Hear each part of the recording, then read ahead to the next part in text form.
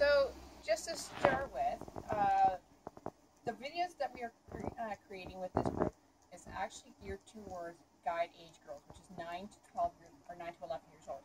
So if some of the information that I'm giving kind of sounds a little bit weird, just remember that I'm giving it for a 9 to 11-year-old to follow. So what we're going to talk about today is our tents. What we want to know before we even get started, first off, we have a footprint. So a footprint can be something like this, which is a vinyl. It can also be a tarp. I use tarps a lot of times with the guide age girls. It's a little bit easier for them to deal with. I don't have to worry about it getting ripped so easily.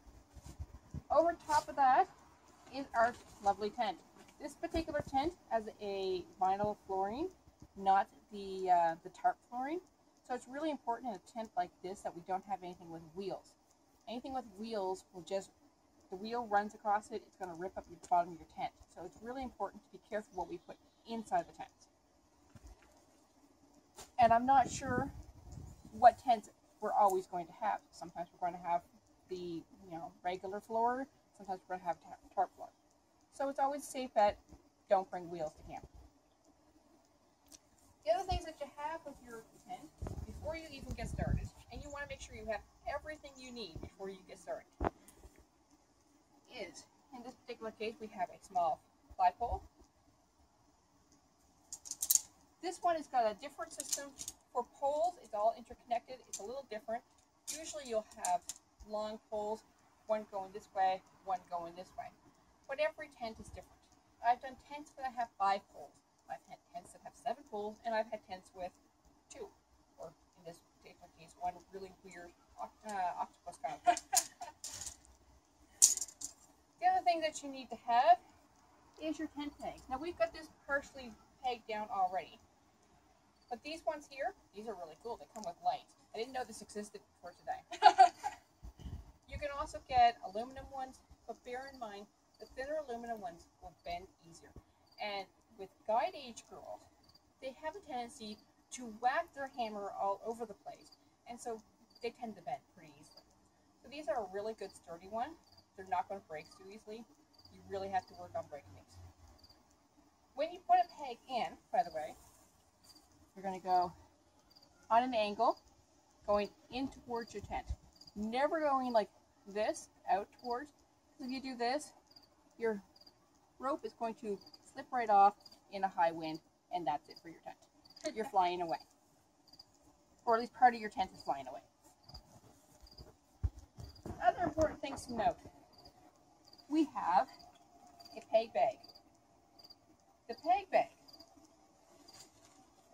the pole bag, and the tent bag, which, by the way, comes with handy instructions on how to put up the tent, should all be stored together so that when you take down your tent at the end of camp, you have everything and you're not trying to find something that blew away in the wind 2 kilometers away. Once this goes all together, there is usually a pocket inside every tent I've ever been in. Just roll this up nice and neatly, stick it in the pocket, and you don't have to worry about it for the rest of your weekend. It's perfect. The other thing that we have is our fly, and our fly is going to be the last thing that goes on for most tents. I have seen tents where your fly goes on at the same time as the tent. It's a little bit confusing, but like I said, every tent's different. So we're going to start with this tent. My lovely minion Jessica is going to peg in that last corner. So on this particular tent, she's pegging in the ground sheet, or the footprint, whichever you prefer to call it, and the tent together on one peg. It's really important when you're pegging down your tent to do it correctly.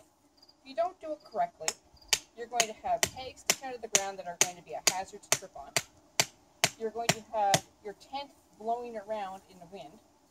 And if you don't tie down your guy wires, you're going to have a very wet tent inside. Guy wires are the most important thing, in my opinion. Before we've already had this figured out, but before you want to actually peg down your tent, one of the things that you want to look at is the ground that you're actually camping on. And we're lucky here, we have a really flat ground. But if you're on a hill, you want to be having your door facing downhill. Because if your door is facing uphill, the water is coming down towards your door when it's raining. That is the weirdest set of holes I've ever seen.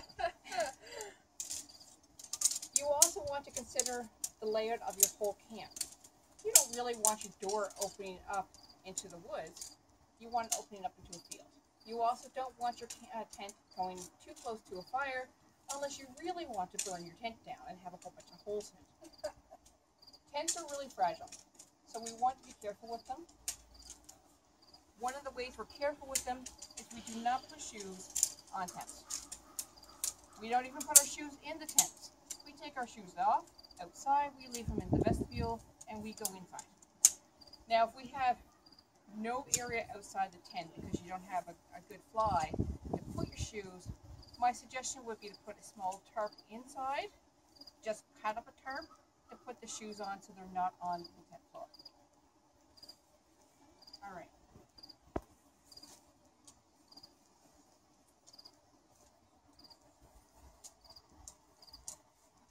So Jessica has set up this tent a few times. This is my first time. So we're going to see how easy this tent goes up.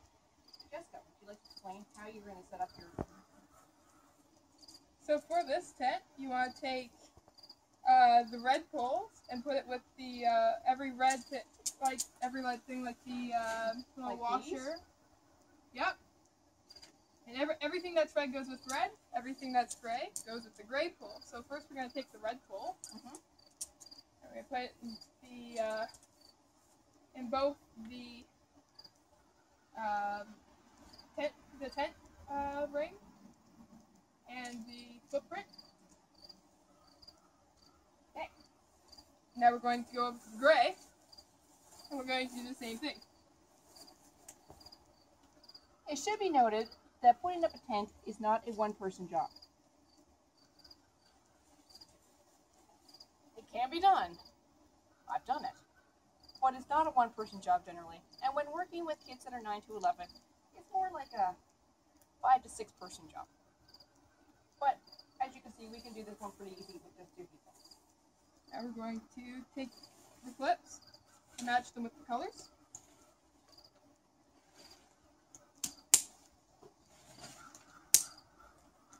Now this has got to be one of the easiest tents I've ever put up. Other than that one I was mentioning where the fly goes on at the same time.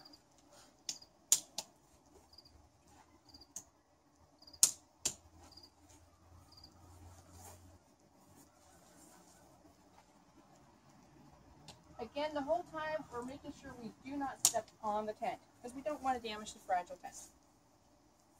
That's an important thing. This one's got some nice mesh openings for some air circulation. And this is the last small pole that goes here. There we go. Here's the And tent. this particular pole is important because right now this is going to be supporting that fly that we're going to put on in just a minute, so that our fly doesn't touch the inside. When you're putting a fly on, you don't want it touching this part of the tent because if there's a connection, once it rains, your rain is going to pool on your fly, and it's going to wick right through, and it's going to be like a candle. It's going to go right through, and you're going to have dripping on your head. Not a pleasant thing. Really not a pleasant thing when you have a bunch of 9-year-olds. Because then, people like me are up in the middle of the night having to tarp tents. So we want to set it up right the first time. Like Mike Holmes says, make it right. So for the fly, we're going to do the same thing, match the gray with the gray, and match the red with the red, with the clips. So you can see down there. I love color-coded tents. This is great. So I think radios on the side. And these are both gray here.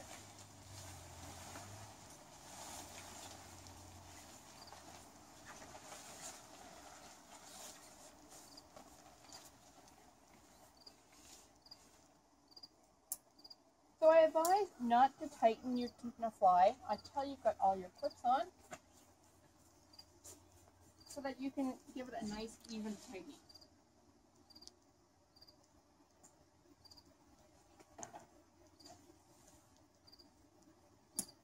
There we go.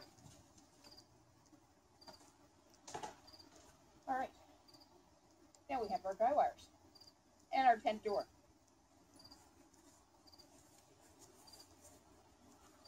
There. So guy wires are a really important part of the tent. They help pull, as you can see, the fly away from the tent, which keeps it drier inside. But it also helps it if it's windy. So most tents that are designed today can actually hold up in the wind pretty good if your guy wires are tied down properly. As you can see, Jessica's pulling it nice and tight over there. And they're all adjustable. So if it's not tight enough, you can just adjust it afterwards. And what you might find is in the morning, after it's been wet, the lines might be sagging a little bit. Just give them a little tightening in the morning. And she's going around doing our lovely guy wires right now. Gotta love minions. I should add that Jessica is a ranger and is helping out with our guide unit this year. So this is her first opportunity to help teach the girls.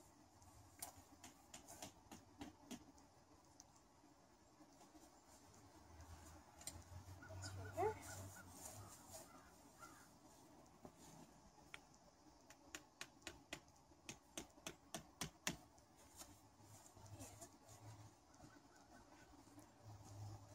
So I'm sure you can probably tell in this picture, in the video you're watching, that the guy wires are not that visible.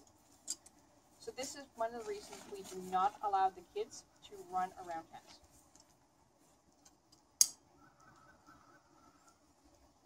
So this tent's got a nice vestibule area, which is perfect for putting shoes, so you don't have to have your muddy shoes inside your tent. And when camping with me, chances are you're going to have muddy shoes.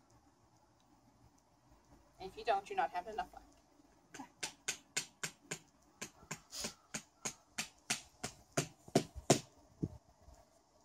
Perfect. So now we have our tent all together. So one of the things the girls would then need to decide is how they're going to actually sleep within the tent. This one is considered a 3-person tent. Anybody who's looking at this video right now has got to know you're not going to fit 3 people in that tent, unless they're children. And small children at that. So you want to figure it out. If it says it's a 4-person tent, don't expect more than 3 people to go in it with their gear. If you're going to stick 4 people in that tent, you're not putting any gear in with them. You're just putting them and their sleeping bags in the tent. It's also really important when you're picking your sleeping mat to understand the size of your tent, because if you have something that's the size of a twin-size bed, it's not going to fit as well as a regular camp mat that's nice and thin. So Jessica's going to put her gear in the tent so we can just see how this all fits. And you can realize that what they say is a 3-person tent really is not a 3-person tent. It's important to note she will not be unrolling her bedroll when she gets into the tent. The reason for this is it keeps the cold and the wet out of the sleeping bag.